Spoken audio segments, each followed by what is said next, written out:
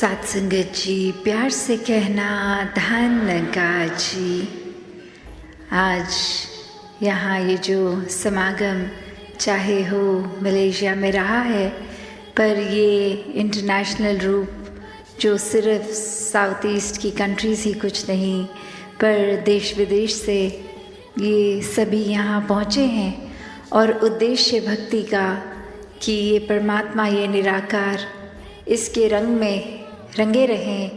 एक ये यहाँ चाहे वो टूरिस्ट रूप में भी आए हैं तो भी वही एक प्रायोरिटी क्या है कि ये शहर का आनंद, ये नज़ारे तो बाद में पहले सत्संग की जाए।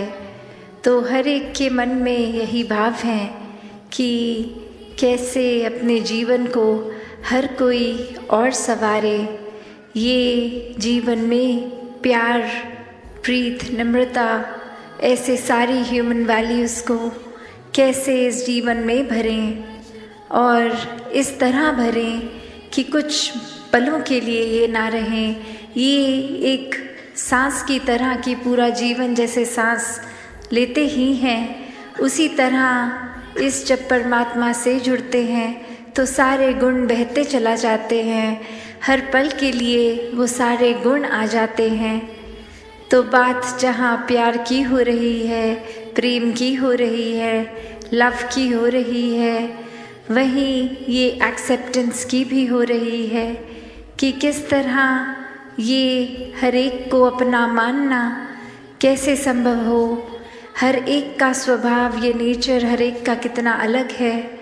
हर एक को अपना कैसा माना जाए, कैसे मान लें कि सभी अपने हैं। तो बात वही कि सभी में परमात्मा है। तो सबसे पहले ये परमात्मा को देखकर ब्रह्म ज्ञान द्वारा फिर हर एक में परमात्मा खुद ही नज़र आता है। फिर कोई फ़र्क ही नहीं कि कोई ये दोस्त मित्र परिवार से हैं या कोई बेगाने हैं, सभी एक बहुत ही ज़्यादा अच्छे दिखते हैं, सभी अपने दिखते हैं। तो ऐसा प्यार और एक्सेप्टेंस का जीवन जब बन जाता है, ये अपनत्व का जीवन बन जाता है, ये एकत्व का जीवन बन जाता है, तो ये वननेस, ये वर्ल्ड विदाउट वॉल्स की अलग दिखने के बावजूद, अलग कल्चर के बावजूद, हर कोई एक दिल से दिल का रिश्ता जोड़ता है। ये ऊपरी दीवारें, ये कारण नफ़रत करने के, सब ये दीवारें टूट जाती हैं। तो कैसे अपने जीवन में ये एक्सेप्टेंस और लाई जाए। तो यहाँ जो बात एक्सेप्टेंस की हो रही है, तो वो भाव एक्सेप्टेंस का क्या कि सिर्फ वही जो हमें मिला है, ये तो एक पहलू हो गया एक्सेप्टेंस का। पर एक पहलू और भी कि उस चीज़ को भी एक्सेप्ट करना है जो नहीं मिला है जीवन में। क्योंकि अक्सर एक चीज़ जब मिल जाती है कोई, उसके साथ वो एक दिमाग खुद ही एडजस्ट करने लगता है कि चलो ये अभी जो है इसके साथ काम चलाते हैं, फिर आगे शायद इससे बेहतर कुछ मिल जाए। तो बात वही आ जाती है कि ऐसे करते करते अगर मेहनत प्रयास के बाद भी, अगर एग्ज़ाम्पल किसी ने कोई अपना मटीरियलिस्टिक गोल सेट किया है कि उम्र के इस पड़ाव तक ये डिग्री ले लेनी है, ये काम में इतनी सैलरी होनी चाहिए, और अपने बनाए हुए टाइमलाइन से वो मैच नहीं है, तो एक मन में एक्सेप्टेंस का तब भी भाव अक्सर इसलिए आ जाता है कि चलो अभी जितनी सैलरी मिल रही है उतनी तो मिल रही है, कम से कम आगे और होगा। पर ऐसे करते करते अगर ये इजाफा, ये इंक्रीज़ नहीं होता हमारी मटीरियलिस्टिक वेल्थ में, तो मन बेचैन रहने लगता है।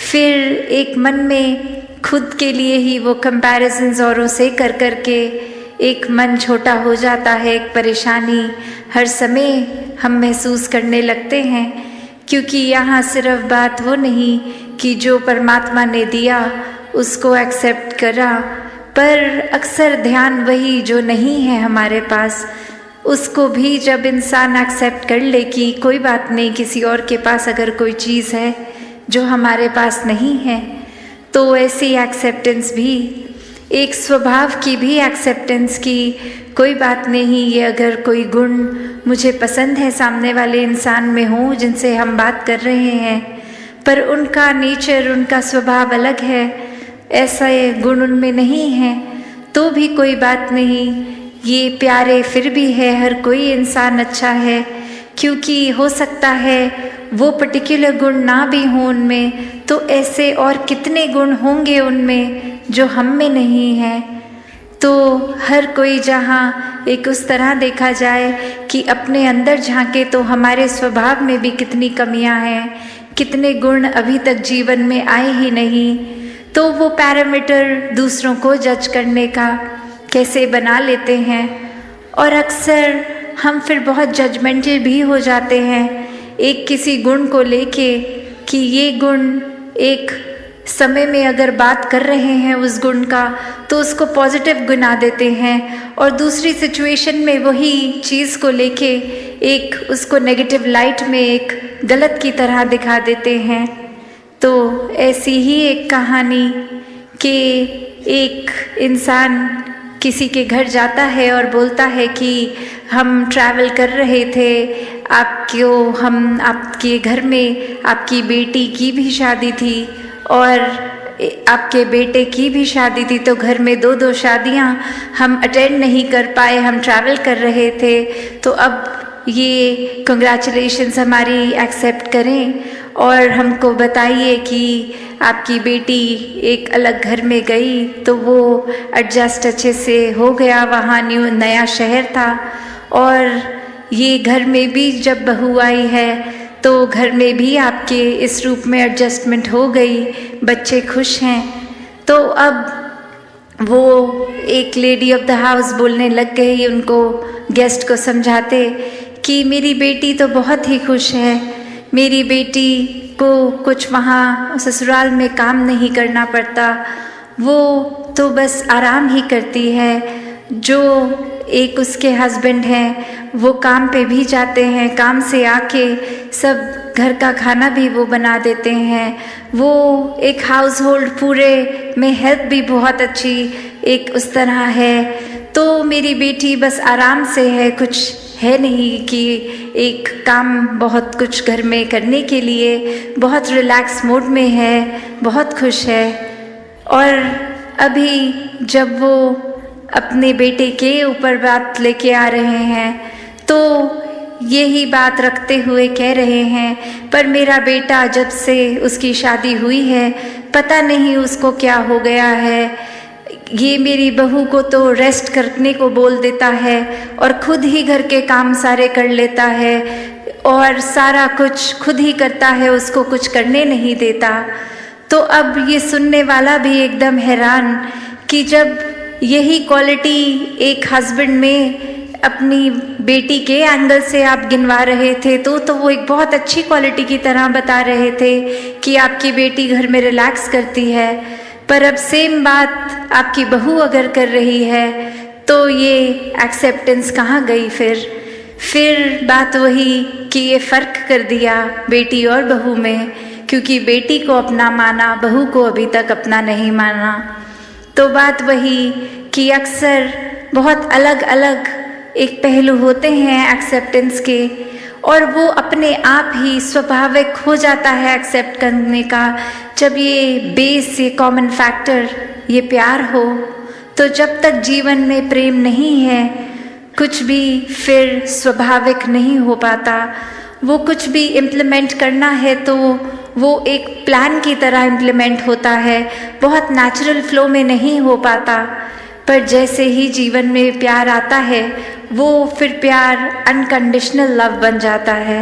ये परमात्मा के प्रति भी प्रेमा भक्ति का रूप लेता है, और जिसको एक बार वाक्य ही इस परमात्मा से असली रूप में प्रेम है तो हर एक से ही प्रेम है। फिर कोई भेदभाव नहीं, फिर कोई भी फर्क नहीं कि कैसे ये इंसान तो इस कैटेगरी में है या हमारे हिसाब से ये अलग अलग डिविजन्स फिर वो दिमाग कोई भी वजह से कोई बायसनेस नहीं करता।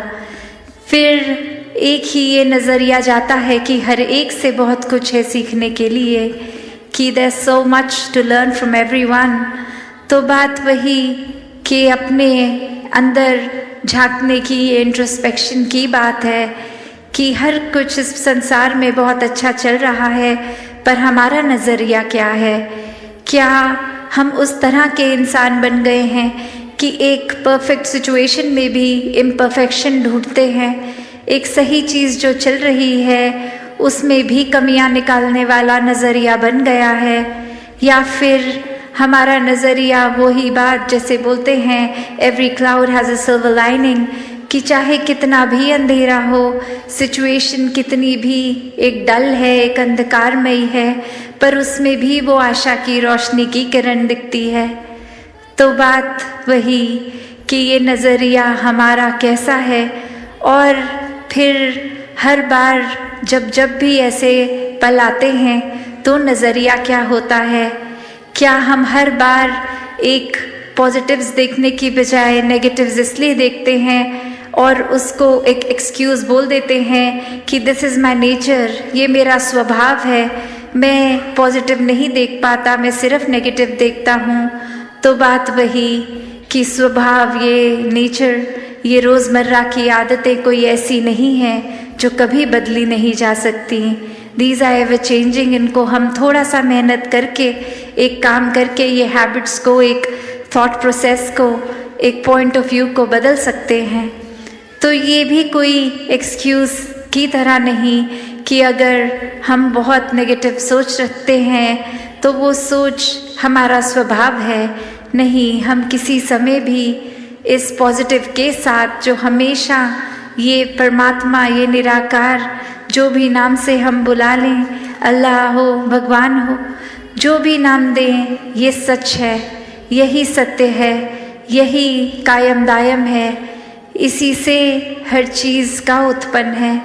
तो जब इस पॉजिटिव के साथ ये हर जगह जो स्टेशनरी है, बिल्कुल कहीं अपनी जगह से नहीं हिलता, ये परमात्मा से जब जोड़ लेते हैं खुद को, तो मन में खुद ब खुद स्थिरता आ जाती है। मन बहुत ही हर पॉइंट पे, जीवन के हर पल में एक बहुत सहज हो जाता है।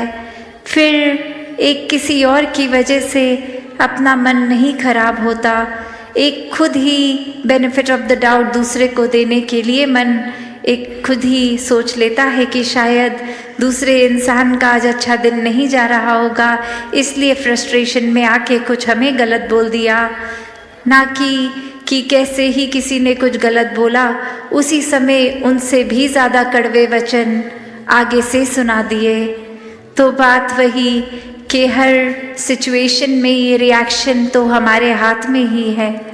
और एक टेम्पररी अगर हमने क्वालिटीज़, ये ह्यूमन वैल्यूज़ टेम्पररी सीखी हूँ कि बस अभी कहीं जा रहे हैं, 10-15 लोगों से मुलाकात होगी तो we have to be on the best behaviour, तो वो एक छोटे देर के लिए एक अपने आप को अच्छा प्रदर्शित करने के लिए कि और लोग हमें पसंद करें, सिर्फ उस वजह से अच्छाई अगर रखेंगे तो बहुत वो लिमिटेड टाइम के लिए होगी और वो थोड़ी अननेचुरल भी है।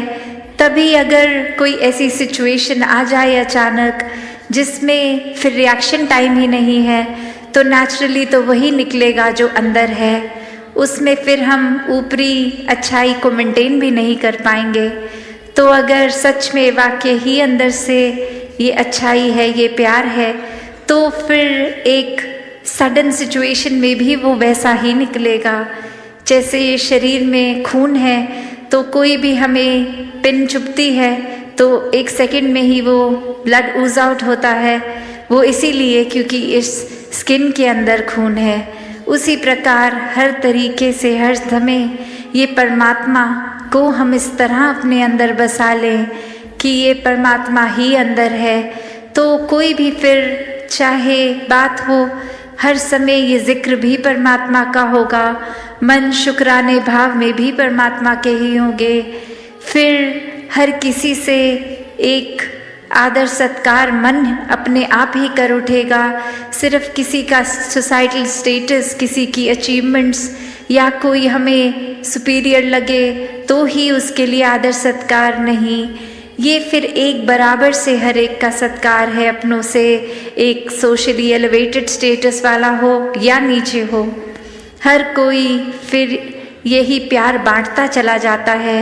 जैसे ये सन रेज की बात होती है कि सन रेज तो हर एक के ऊपर एक जैसी ही वो सूर्य छोड़ रहा है, पर किसने कितनी किरण से फ़ायदा लेना है ये उस पे है।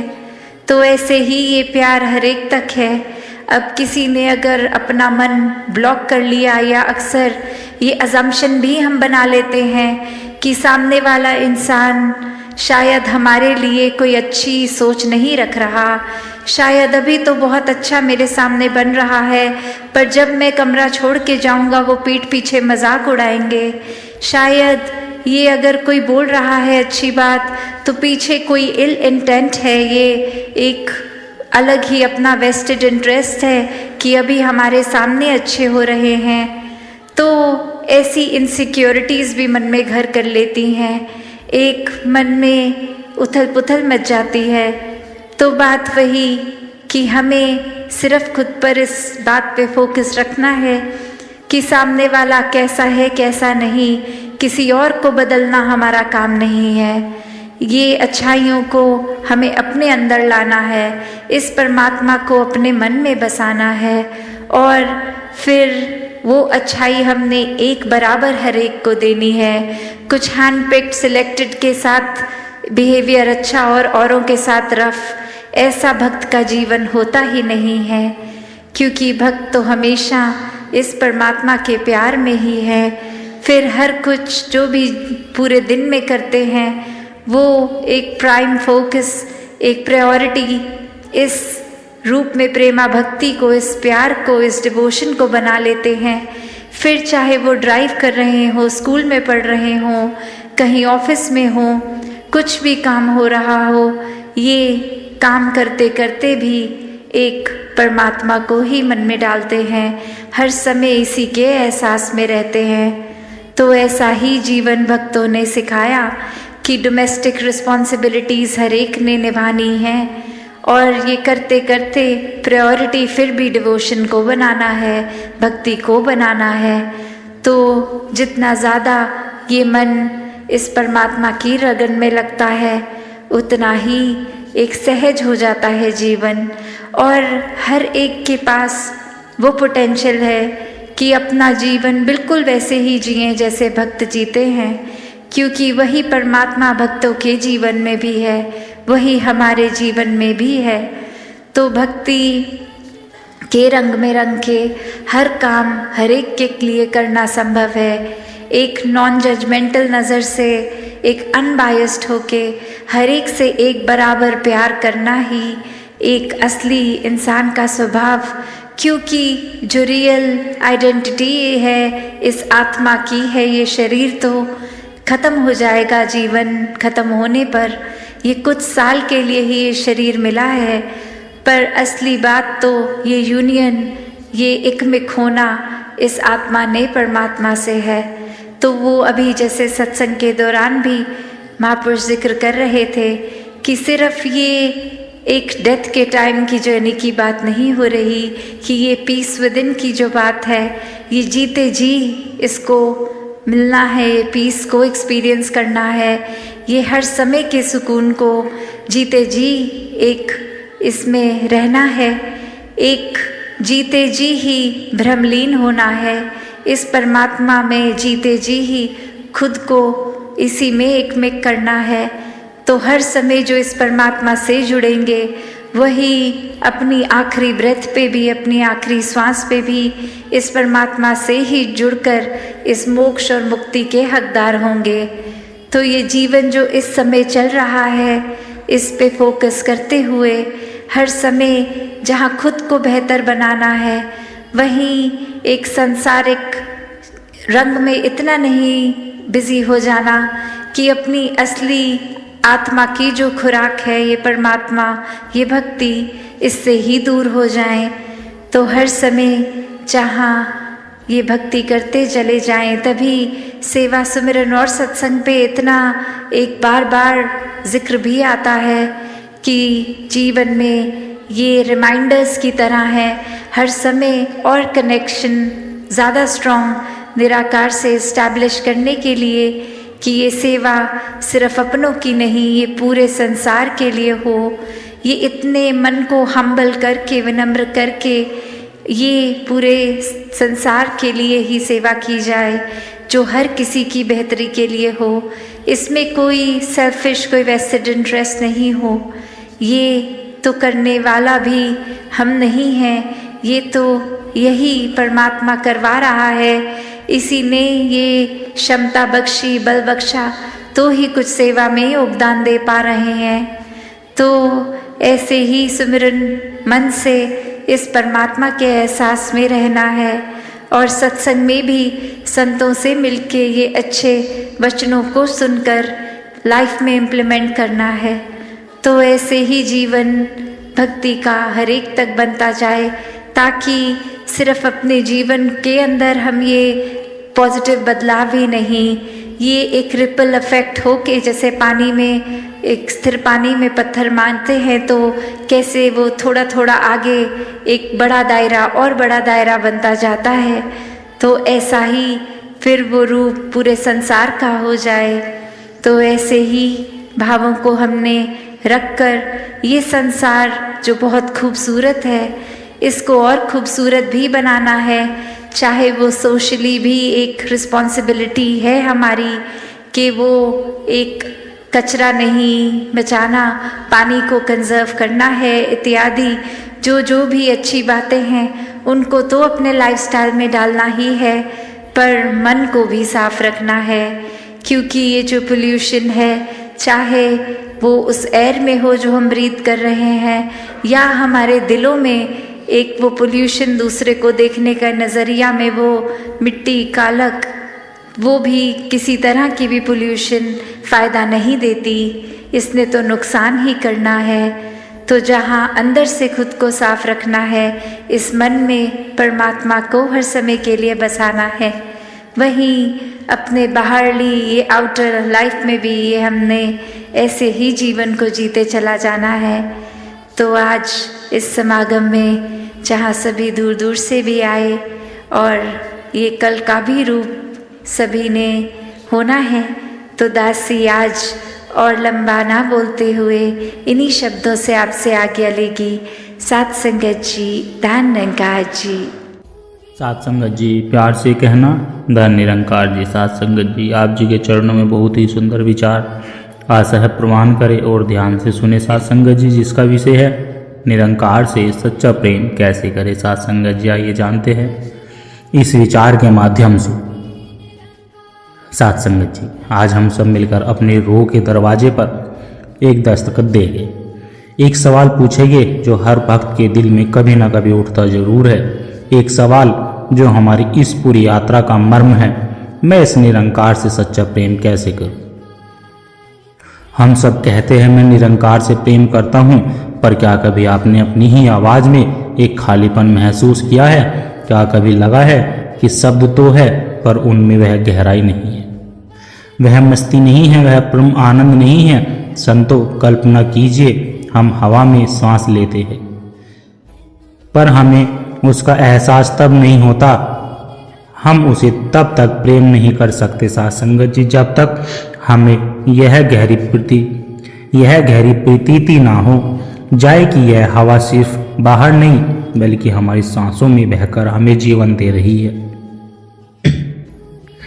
ठीक इसी तरह जब हम निरंकार से तब तक सच्चा प्रेम नहीं कर सकते जब तक हमें यह एहसास ना हो जाए कि यह कोई बाहरी बैठी शक्ति नहीं बल्कि यह हमारी आत्मा की ऊर्जा है, हमारे अस्तित्व का आधार है। इससे ही हम हैं और हम ही यह है। जब यह एहसास हो जाता है तब प्रेम करना नहीं पड़ता, प्रेम होने लगता है। आज सदगुरु की कृपा से आइए साथ संगत जी प्रेम की इसी अवस्था में डूबने का प्रयास करते हैं। साथ संगत जी, भाग 1, प्रेम की 2 तस्वीरें होती है साथ संगत जी, एक सौदा एक समर्पण। प्यारे संतों, प्रेम को समझने के लिए पहले हमें दुनिया के प्रेम को पहचानना होगा। दुनिया का प्रेम अक्सर एक जरूरत से पैदा होता है, एक कमी से पैदा होता है। यह एक तरह का सौदा है, तुम मुझे खुशी दो तो मैं तुम्हें प्रेम दूंगा, तुम मेरी उम्मीदों पर खरे उतरो तो मेरा प्रेम बना रहेगा। इसमें अपेक्षाएं है, शिकायतें है, अधिकार है और डर है, खोने का डर। यह उस प्यासे का प्रेम है जो कुएं से प्रेम करता है, क्योंकि कुआं उसकी प्यास बुझाता है। जिस दिन कुएं में पानी खत्म, प्रेम भी खत्म। लेकिन निरंकार से प्रेम संतो, यह उस बादल का नाम है, उस बादल का प्रेम है जो बस बरसना जानता है। उसे इससे कोई मतलब नहीं कि नीचे जमीन बंजर है या हरी भरी है। उसका स्वभाव ही देना है। निरंकार से प्रेम किसी कमी से नहीं बल्कि पूर्णता के एहसास से पैदा होता है। साथ संगत जी, यह प्रेम सौदा नहीं, समर्पण है। इसमें मांग नहीं, केवल शुक्राना है। यह वह अवस्था है जहाँ भक्त यह नहीं कहता कि हे निरंकार मुझे यह दे दो, बल्कि यह कहता है कि हे निरंकार तूने जो दिया है उसी के लिए तेरा लाख लाख शुक्र है मेरे मालिक। अब बता मैं तेरे लिए क्या कर सकता हूँ। जब प्रार्थना याचना से शुक्राने में बदल जाए तो साथ संगत जी समझ लेना सच्चे प्रेम का पहला फूल खिल गया है। भाग 2, साथ संगत जी, प्रेम का जन्म जानने से मानने तक का सफर ब्रह्म ज्ञान। प्रेम हवा में पैदा नहीं होता संतो, इसकी एक जमीन होती है और वह जमीन है ज्ञान, ब्रह्म ज्ञान। सदगुरु ने हम पर जो सबसे बड़ी कृपा की है वह यही है, उन्होंने हमें इस निरंकार की सिर्फ जानकारी नहीं दी बल्कि पहचान कराई है। उन्होंने हमारी उंगली पकड़कर हमें सिर्फ दिखाया कि देखो, जैसे तुम पहाड़ों, गुफाओं और किताबों में ढूंढ रहे हो, जिसे तुम पहाड़ों, गुफाओं और किताबों में ढूंढ रहे थे, वह तो तुम्हारी ही अपनी चेतना का आधार है। वह तो तुम्हारे हर श्वास के सोहंग बनकर चल रहा है। जैसे एक मछली पानी में ही रहती है पर उसे पता ही नहीं होता कि पानी क्या है। एक दिन कोई आता है और उसे पानी का एहसास करा देता है। साथ संगत जी, बस यही ब्रह्म ज्ञान है। हम सब इस निरंकार के महासागर में ही थे, पर हमें पता ही नहीं था कि सतगुरु ने आकर बस उस एहसास को जगा दिया। लेकिन संतों का ज्ञान का मिलना तो बस एक बीज का मिलना ही है। साथ संगत जी, प्रेम का पौधा तो तब उगेगा जब इस बीज को मानने और जानने, जीने की जमीन में बोया जाएगा। जब यह ज्ञान हमारे दिमाग में उतरकर हमारे दिल की धड़कन बन जाए, हमारे खून में रवानी बन जाए, तब बात बनती है। साथ संगत जी, भाग 3, प्रेम का पोषण सिमरन सत्संग। प्रेम का पोषण सिमरन, संगत और सेवा की त्रिवेणी। बीज को पौधा बनने के लिए 3 चीजें चाहिए, पानी, खाद और धूप। साथ संगत जी, हमारे इस प्रेम के बीज के लिए वह त्रिवेणी है, सिमरन, संगत और सेवा। पहला है सिमरन, प्रेम का निरंतर स्मरण। सिमरन केवल तू ही निरंकार का रटना नहीं है संतो, यह स्मरण है, रिमेम्बरेंस है। यह हर पल इस एहसास को ताज़ा रखने की कोशिश है कि मैं अकेला नहीं हूँ, मेरा प्रभु मेरे साथ है। जैसे एक माँ बाजार में खरीदारी करते हुए भी अपने छोटे बच्चों का हाथ कसकर पकड़े रहती है, उसका ध्यान बच्चों पर ही रहता है, वैसे ही एक भक्त दुनिया का हर काम करते हुए भी अपने मन की पकड़ इस निरंकार पर बनाए रखता है। यही सुमरन है। जब आप सुबह उठते हैं और पहली सांस के साथ इसका शुक्र करते हैं, यह सिमरन है। साथ संगत जी, जब आप किसी की मदद करें और मन में भाव आए कि निरंकार तेरी कृपा से कर पाया, यह सिमरन है। जब कोई अपमान करे और आपको याद आए कि इसमें भी तो तू ही है और मैं किससे नाराज हूँ, यह सिमरन की प्रकाष्ठा है। साथ संगत जी, सिमरन प्रेम को जगाए रखता है, उन्हें सोने नहीं देता। दूसरा है साथ संगत जी, संकट, प्रेमियों का महाकुंभ। एक अकेला कोयला पड़ा रहे तो बुझ जाता है, पर जब बहुत सारे कोयले एक साथ हो तो आग दहकती रहती है। साथ संगत जी, संकट वही दहकती हुई आग है। जब हम घर पर होते हैं तो माया, दुनियावीदारी की हवा हमारे प्रेम के दिए को बुझाने की कोशिश करती है, पर जैसे ही हम संगत में आते हैं हजारों जलते हुए दियों की गर्मी और रोशनी से हमारा बुझता हुआ दिया भी फिर से रोशन हो जाता है। संगत में आकर हमें पता चलता है कि इस रास्ते पर हम अकेले नहीं हैं। दूसरों के भाव सुनकर, उनके अनुभव सुनकर हमारा विश्वास चट्टान की तरह मजबूत हो जाता है। साथ संगत जी, संगत वह चुंबकीय क्षेत्र है जो हमारे बिखरे हुए मन को खींचकर एक दिशा में निरंकार की दिशा में केंद्रित कर देता है। तीसरा है साथ संगत जी, सेवा प्रेम की मुख्य भाषा। संतो जब प्रेम बहुत गहरा हो जाता है तो शब्द छोटे पड़ जाते हैं, तब प्रेम कर्म के द्वारा व्यक्त होता है और प्रेम का सबसे सुंदर कर्म है सेवा। मैं आपको एक छोटी सी कहानी सुनाता हूँ। साथ संगत जी, एक संत थे, वह रोज सत्संग में झाड़ू लगाते थे, पूरी लगन से कोना कोना चमका देते थे। एक दिन एक नए व्यक्ति ने उनसे पूछा कि बाबा, आप रोज इतनी मेहनत क्यों करते हो, कोई और कर लेगा। संत मुस्कुराए साथ संगत जी और बोले कि बेटा, जब मैं झाड़ू उठाता हूँ तो मैं जमीन का कूड़ा साफ नहीं करता, मैं अपने मन का अहंकार साफ करता हूँ। जब मैं झुककर सेवा करता हूँ तो मैं निरंकार के आगे झुकता हूँ। हर एक दिन का उठाते हुए मैं इसका शुक्र करता हूँ कि इसने मुझे इस लायक समझा कि मैं इसके घर को साफ कर रहा हूँ। यह झाड़ू नहीं, यह मेरे प्रेम की अभिव्यक्ति है। मेरी प्रार्थना है संतो, यही सेवा का भाव है। सेवा चाहे तन की हो, मन की हो या धन की हो, जब सेवा मैं करता हूँ इस भाव से ऊपर उठकर मुझसे करवाई जा रही है कि भाव से की जाती है, तो वह सेवा निरंकार के चरणों में चढ़ा हुआ हूँ सबसे खूबसूरत फूल बन जाती है। साथ संगत जी, भाग 4 में प्रेम की कसौटी और प्रमाण जीवन में बदलाव। सच्चा प्रेम केवल एक एहसास बनकर नहीं रह सकता, वह आपके जीवन को बदल देगा। उसकी पहचान क्या है साथ संगत जी, उसका प्रमाण क्या है? प्रमाण है आपके व्यवहार में नरमी। जब दिल प्रेम से भरा हो तो जबान कठोर हो ही नहीं सकती। प्रमाण है आपके चेहरे पर सुकून, जिसे यह पता चल गया कि हर पल संभालने वाला साथ है, उसके चेहरे पर चिंता की लकीरें नहीं हो सकती। प्रमाण है आपकी आंखों में सबके लिए बराबरी, जो हर किसी में अपने प्रीतम को देखता है। जो हर किसी में अपने प्रीतम को देखता है, वह ऊंच नीच जाति पाति का भेद कैसे कर सकता है। साथ संगत जी, मिशन के 5 प्रण इसी प्रेम का व्यवहारिक संविधान है। वह नियम नहीं बल्कि एक प्रेमी के स्वाभाविक गुण है। प्रमाण है क्षमा करने की शक्ति है। जब आप जानते हैं कि गलती करने वाले के अंदर भी वही निरंकार है जो आपके अंदर है, तो आप उससे नफरत नहीं कर सकते। साथ संगत जी, आप उसे क्षमा कर देते हैं। जब आपका जीवन ही प्रेम का संदेश बन जाए, जब लोग आपको देखकर कहे कि इनसे मिलकर एक अजीब सी शांति मिलती है, तो समझ लेना साथ संगत जी कि आपकी प्रेम की यात्रा सही दिशा में है। निष्कर्ष प्रेम करना नहीं, प्रेम हो जाना है। तो प्यारो संतो, निरंकार से प्रेम करने का कोई फॉर्मूला नहीं, यह एक रूपांतरण है। यह करने की अवस्था से होने की अवस्था तक का सफर है।